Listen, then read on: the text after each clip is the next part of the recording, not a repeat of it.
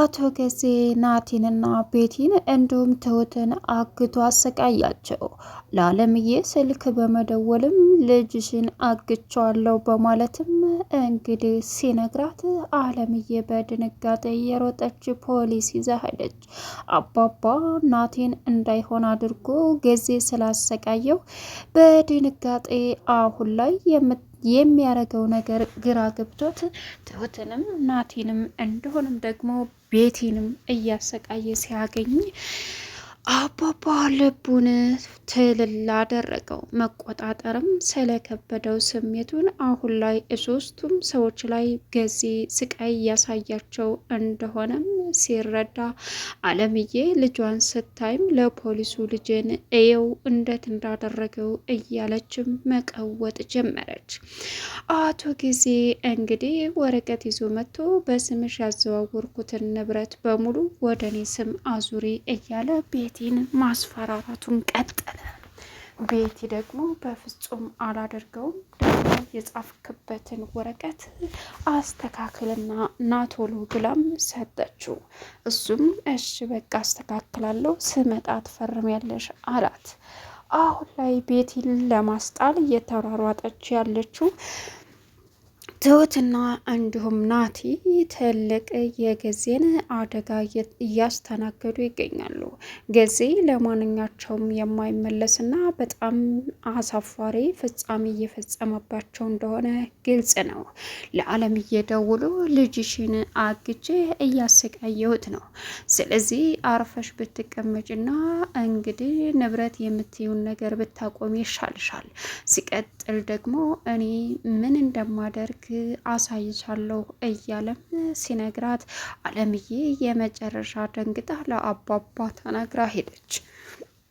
ሰላም ውድና የተከበራችሁ የቻናል ቤተሰቦች እንድናችሁ ላይ ሰላማችሁ ይብዛልኝ። ለዚህ ቻናል አዲስ የሆናችሁ ሰብስክራይብ ያደረጋችሁ ቪዲዮውን እስከ መጨረሻው ተከታተሉ። በጉጉት ስንጠብቅ የነበረው ትሁት ቀጣይ ፓርቲ ዘመተናል። እንግዲህ እጅግ በጣም በሚያሳዝን ሁኔታ ጊዜ ሶስቱንም አግቶ እያሰቃያቸው ይገኛል። ትሁትን አሁን ላይ የተለየ ቅጣት እየቀጣት ያለበት ምክንያት ትሁት የማያገባት ገብታ እውነትና ሀቀኝነትን እጫወታለሁ ያለች የምትመጻደቀው የእጅ ገረድ ማን ስለሆነ ነው በማለትም ትሁትን የበለጠ ትልቅ ቅጣት እየቀጣት ይገኛል። ቤቲ በፍጹም እንደማትፈርምም ለራሷ ቃል ገብታለች።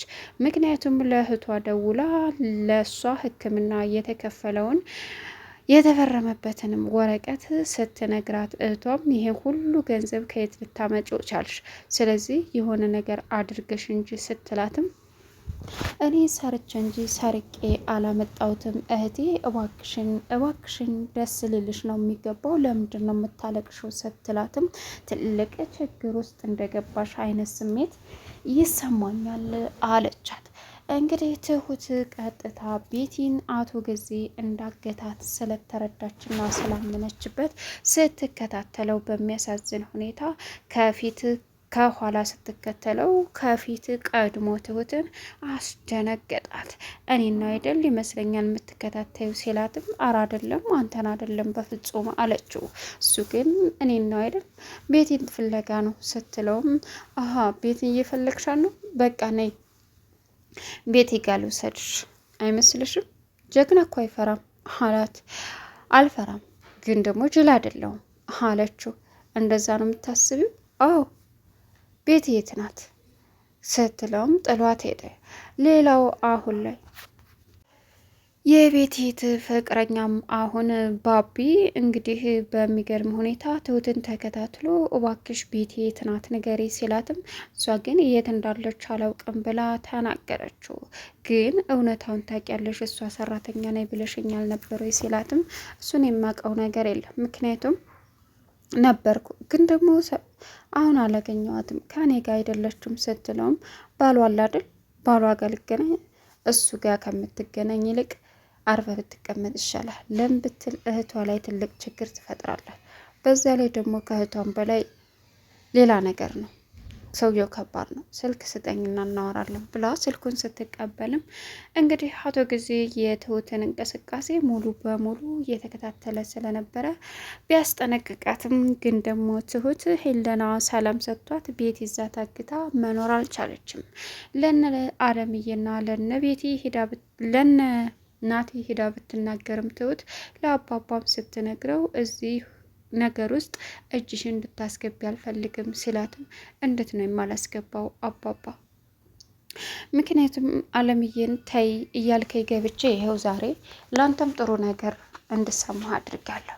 ስለዚህ ቤቲ ደግሞ ሚስኪን ናት አለችው። በዚህን ሰዓት እሺ ራስሽን እየጠበቅሽ አለ አባባም። ሲቀጥል በእርግጥ አንቺ እውነት ይሄን ነገር አለምዬን ናቲ ነገራት። እዩልሽ ምን እማዬ ወንድምሽን አሳልፈሽ ብሰጭ ነው የሚሻልሽ? በሆነ ነገር አታለሽ አምጥተሽ በቃ ብሰጭ ነው የሚሻልሽ አላት። ምን የእናቴን ልጅ አሳልፌ አልሰጥም። እሺ እኔ ለሱ ብዙ ዋጋ ከፍያለሁ። ስለዚህ ምን ስለዚህ እኔ ተቀጥቼበታለሁ። ድጋሜ ልቀጣ አልቻለም። እሺ እሱ መጥቶ እጁን ይስጥ። እኔ ምንድን ነው የሚከፈለኝ? እና የእናቴ ልጅ አሳልፌ አልሰጥም ነው አላማሽ? አዎ ናቲ ምን እያልክ ነው አለችው። እሱም እሺ በማለት ጥሏት ሄደ። ለትሁት የተፈጠረውን ነገር ሲነግራት አለምዬ እምቢ ብላለች። እኔም ከአንቺ ጎን ነኝ። እኔም በእርግጥ ቤቲ ክፉ ናት። ቤቲ ክፉ አይደለችም፣ ግን ደግሞ የደረሰባት ነገር ቀላል አይደለም፣ በጣም ከባድ ነው። ያንን ነገር ደግሞ ቀስ ብላ ልትረዳ ማድረግ ያለብን እናትን ማናገር ነው። ኃላፊነቱን ትወስጃለች። ስለምን ንብረቱ እንዲመለስላት ሰው በቃ አጎቴን አምጥታ እናቴ ካሳሰረች ለምንድን ነው ኃላፊነትን ወስደው? ይህ ሁሉ ገንዘቡ ቢወሰድ እናንተ ናችሁ የምትጎዱት፣ የሚመጣው የምትጠቀሙትም እናንተ ናችሁ። እኔም ብዬ ነው ኃላፊነትን ወስደው አለችው። በዚህን ሰዓት አለምዬ አሻፈረኝ በማለቷ አሁን ግን የባለቤቴን ንብረት በእኔ ስም ስላዞርክ የሚፈጠር ነገር የለም አምኜህ ነበር ስትለውም ቤቲ ገዚን እያታለሽ ነው። እኔም አምኜሽ በአንቺ ስም አዞርኩኝ፣ አንቺ ግን እኔን ለማታለል እየሞከርሽ ነው። እኔም ማታለል ደግሞ ምን እንደሆነ ዋጋ ያስከፍላል ሲላትም እንደዛ ነው? አዎ እንደዛ ነው። እንግዳውስ እሺ በማለትም ቤቲ አሁን ላይ እንደማትፈርምለትም ነገረችው። አይገርምም።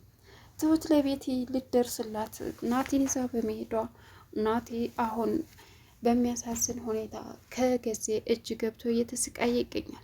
ሌላኛውና ከባዱ እንግዲህ እጅግ በጣም የሚያሳዝነው አሁን ላይ ገዜ ምህረት እንደሌለው ለማናቸውም እስከ መጨረሻው እንደሚያሰቃያቸውና መወጣት ያለበትን ነገር ለማንም እንደማይወድቅ ግልጽ አድርጎ ነገራት።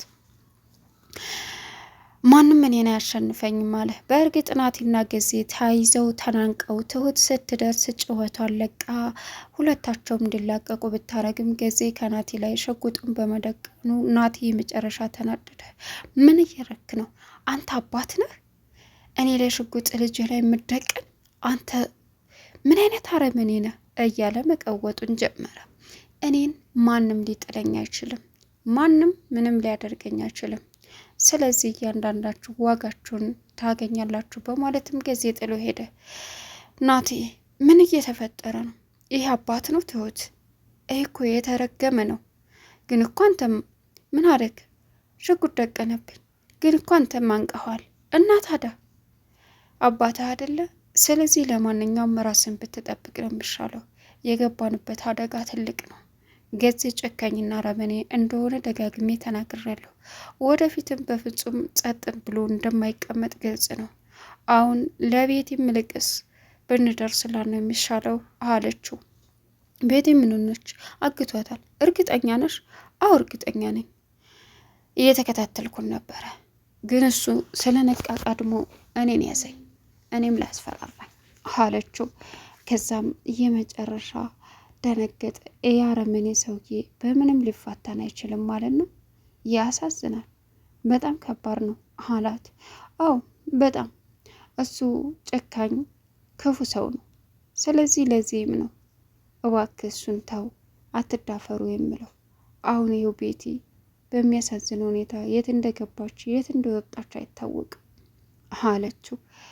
እርግጠኛ ነሽ? አዎ እርግጠኛ ነኝ ናቲ፣ ምን ሆነህ ነው ስትለውም በቃ እንደርስላታለን አላት።